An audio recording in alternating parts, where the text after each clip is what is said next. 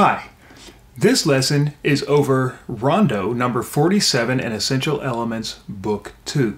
This is intended as a play-along lesson, so hopefully you have your instrument with you. If you do not have your instrument with you, pause the video for a moment, go get it so that you can play along. If you are a cello or a bass player, if you check the links in the description, there are links to supplemental videos for the cello and the bass that go along with this main lesson. So if you're a cello or bass player, when you're done watching this one, you may want to click those links and go over and check those out, because I'll go over some things that are very specific to the cello and the bass. This piece is by a French composer, Jean-Joseph Mouret, and he lived in the Baroque era. Also in the links in the description, I've put a couple of performances that I think are really fantastic, a string trio and a trumpet and organ performance. I think those are really good, so I encourage you to go and listen to those. Those versions are a little bit different than what we have printed in the book. First thing, I'm going to go ahead and cut over to a performance of this. I'll have my metronome throughout this lesson set at 94 because that's the tempo that Smart Music or Essential Elements Online uses. And after that performance, we'll come back and talk through some of the technical challenges that you'll need to address to play this well.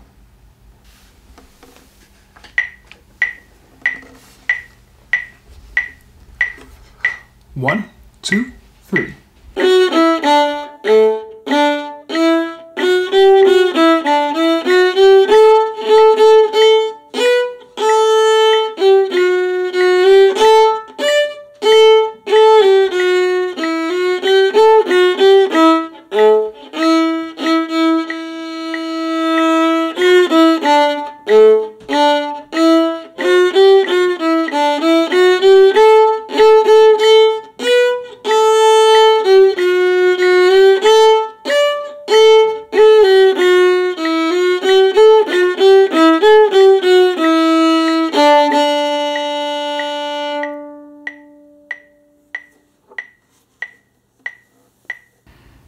So now that you've heard a performance of it and you have an idea of how it goes, and hopefully you've listened to some of the performances that are linked below, we're going to go through a few things to help you get this song down. First, we're going to go through several warm-ups. So please make sure that you have a metronome, that you pause the video between each one of these, and make sure that you can do all of these skills in these warm-ups, because if you can't do them in the context of the warm-ups, then you're never going to be able to apply them to the music. All right. First, we're going to start with a D major scale, and we're going to do it in Baroque style, which means crisp and released. All right. So make sure that as you do it, you're paying attention to your bow weight. A little bit of weight at the beginning, speed on your follow through, and a release of the weight once the note starts. We will include the arpeggio. Here we go. D scale. 1, 2, 3.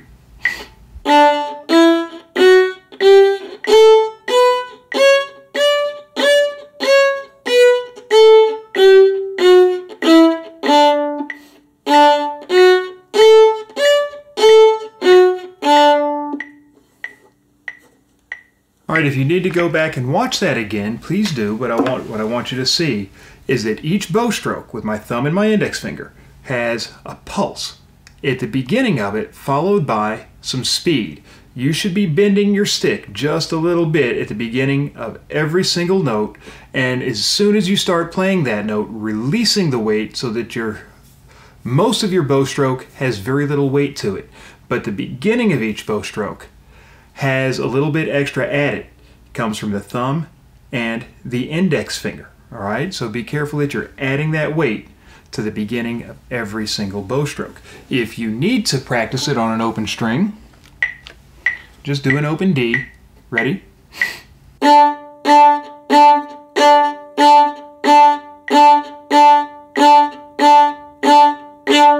Right, so even just there, it took me a few bow strokes before I really got my bow to track the bow line right between the bridge and the fingerboard to get that weight and release at the beginning of every bow stroke.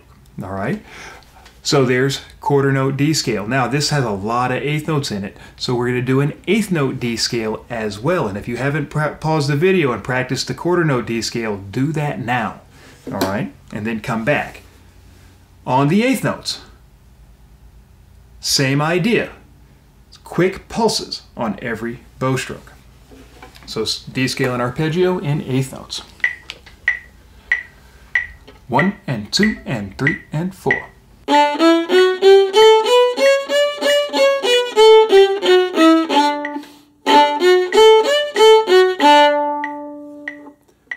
If you have trouble with that, then just do some open D strings. Ready?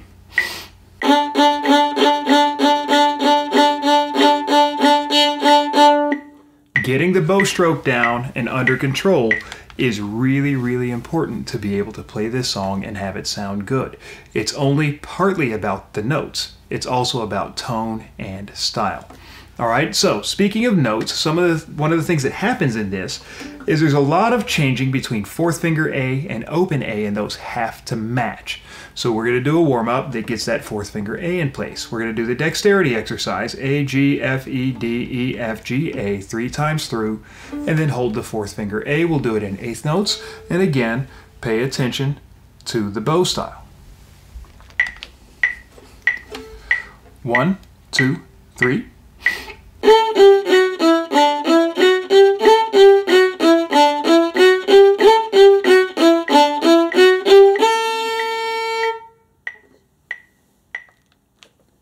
Do that a few times until you get it. I hope you could see in the video that my bow was really bending quite a bit at the beginning of each bow stroke, but that it was releasing in between.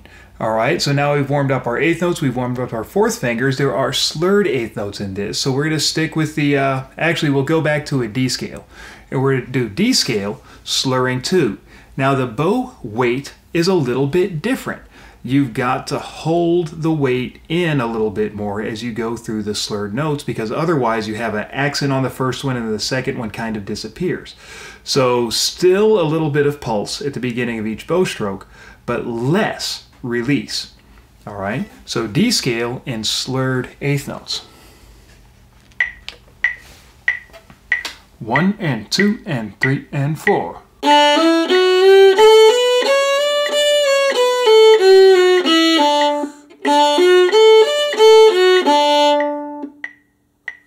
Pause the video and try that. And if you haven't been pausing the video at each one of these warm-ups and working through it a bit on your own, please make sure you do, because like I said before, if you can't play it in the warm-ups, you will not be able to play it in the song. One more warm-up, then we're ready to go to the song, is we're going to go back to that dexterity, and we're going to do that in slur 2 to practice that bow stroke a little more. 1 and 2 and 3 and 4.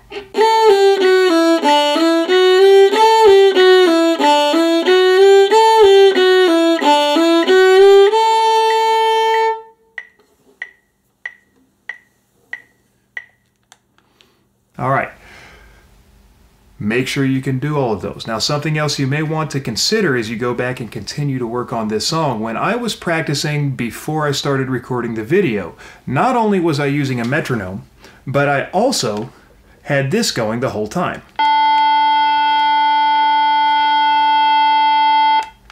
Just a D, since we're in the key of D major, because I wanted to make sure that I was playing in tune as I went through all of the warm-ups.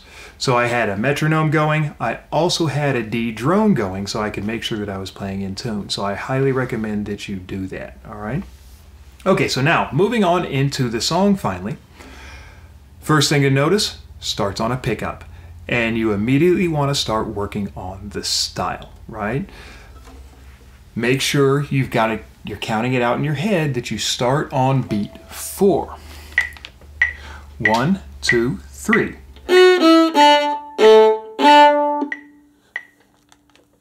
Do that, just that, 3 or 4 times until you can accurately start. Make sure your A is staying tall when you cross over so that you get a good low A.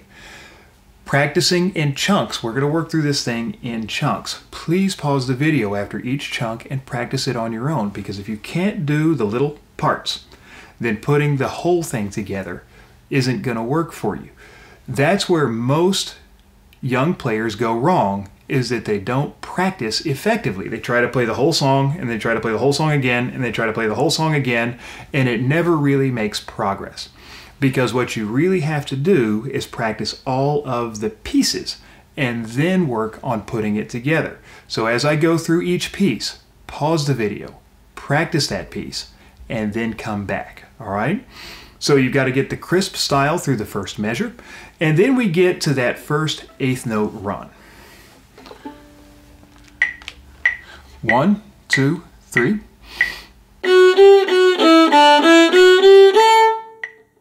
Stop there. Don't practice any more than just that chunk, and there's a couple of things you've got to do. You've got to work on your bow style. You've got to work on the dynamics of it, because you could go through and just play it like this.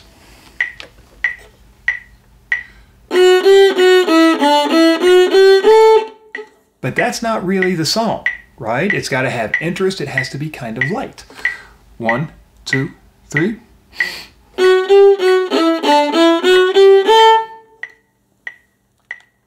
A little decrescendo at the beginning of the measure to set up that crescendo in the second half of the measure and to accurately hit the A fourth finger. All right? Pause the video. Practice just that chunk a few times, and when you feel like you've kind of got it, then come back. All right?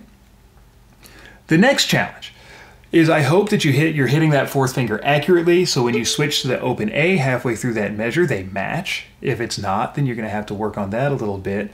But the beginning of the fourth measure, the dotted quarter note A, gives a lot of people trouble. So we're going to start right on that dotted quarter note A, and this is the way you're going to have to practice it. Ready? 1 and 2 and 3. Just that. Ready again? 1 and 2 and 3. Now, the thing that's going to be important about that is that you're counting out loud while you do it. If you can't count out loud while you play it, then you won't be able to play it accurately. All right? So that might mean starting like this with the metronome. Just clap it or snap it or tap it on your knee. 1 and 2 and 3. Do that again. Ready? 1 and 2 and 3. Then try to count it out loud while you play it. And once you can count it out loud while you play it, then you're ready to count it in your head. But a lot of people try to skip that counting out loud step, and then they can't play it in context because they're not actually counting it, they're more guessing it, right? So you've got to count it.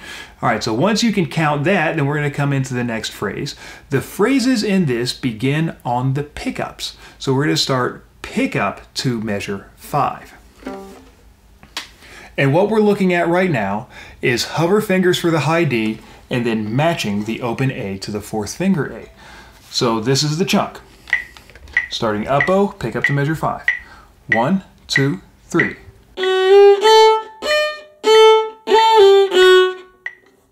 That's it. Please don't go any further, and there's two things you really have to pay attention to in that while you're maintaining style. It's this. Where is my D finger? If I'm doing this, I have to bring it back. Now play the D, and then try again. Freeze on that. Check your D finger. If you're hovering, then you're in good shape and you can keep going. And is my fourth finger ready? And did it match? If it didn't, you're going to have to just practice that a few times. Just those 3 notes until you can get that fourth finger in place, matching. Go ahead, pause the video, and take it in small steps until you can get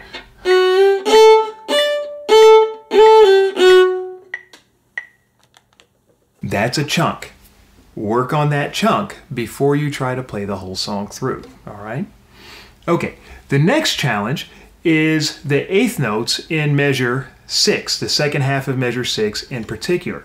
And what's going to give you trouble is lifting that A finger up too high before you need to play the G, or when it's time to take the second ending to go back to an A, right? So the finger height gives people a lot of trouble in this one. So I'm going to start halfway through measure 6 on the G.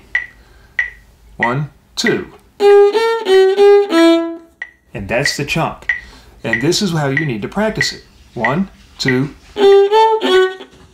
Freeze right there. I've got to put my G finger back in place before I go on. Then I can go on. right? Freeze, fix. Once I can do that freeze, and notice that my fingers are in place, now I'm ready to take out the freeze. Right? And then you got to check here, because in that second ending, you've got to have your pinky ready to go down. Once you can get that chunk, then you're ready to take it on to the end.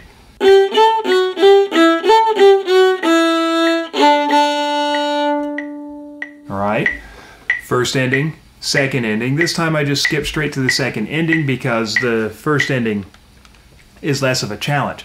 But one of the things that I am going to mention in that first ending that should get a little bit of your attention is the E dotted half note. And then we're going to move on to our challenge round and wrap up this video. So when you go through the first ending, I'm just going to start right on the first ending. 1, 2, 3.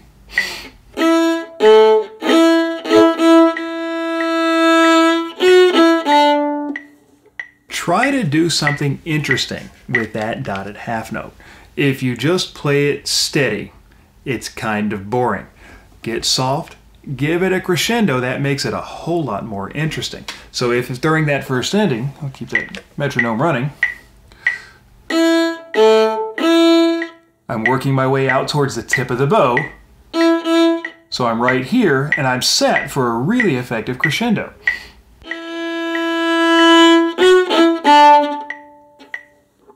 Right, those kind of little stylistic things make the whole thing quite a bit more interesting. All right, for the challenge round. If you watch those videos that I linked into the description, and I hope you did, you'll notice that they go a whole lot faster, and there's a lot of little stylistic flourish.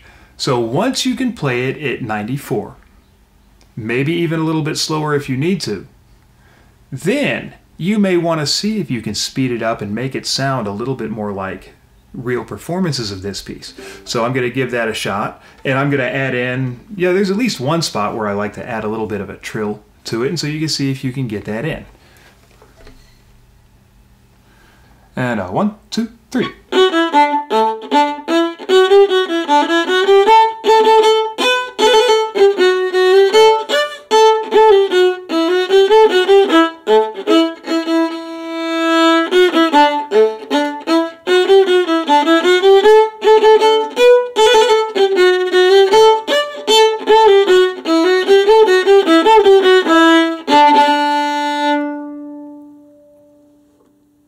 So that's the challenge round once you get the whole thing together to see if you can speed it up and make it sound a little more real. All right?